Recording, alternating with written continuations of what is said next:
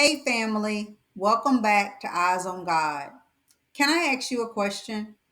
Have you ever waited so long for something that you started wondering if God forgot you? Maybe it was healing, a job, a relationship, or just clarity in a storm. If you've been in a waiting season, you're not alone, and today's message is just for you.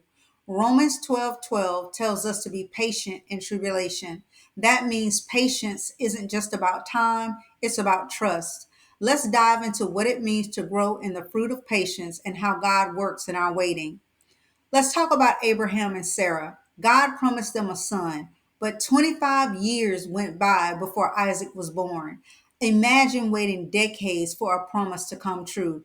They laughed, they doubted, they even tried to rush God's timing. Remember Hagar and Ishmael? But in the end, God fulfilled his word.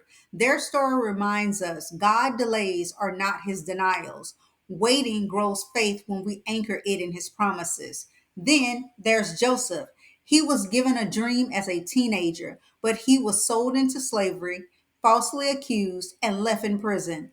13 years passed before he stepped into leadership, yet Joseph never turned bitter. He trusted that God was working even in the dark, and when the time was right, God elevated him in a day. Joseph teaches us that patience prepares us for what we're praying for, and God is building character while we're watching the clock. So, how do we live this out? Rejoice in hope. Celebrate what God is going to do even before you see it. Be patient in tribulation. Don't give up just because it's hard. Growth happens in the waiting.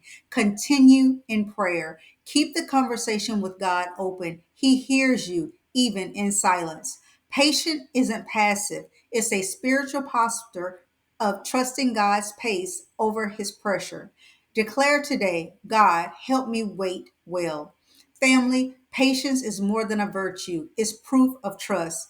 If this message encouraged you, don't leave without subscribing. Click subscribe and tap the notification bell so you never miss a moment with Eyes on God. And as always, always keep your eyes on God.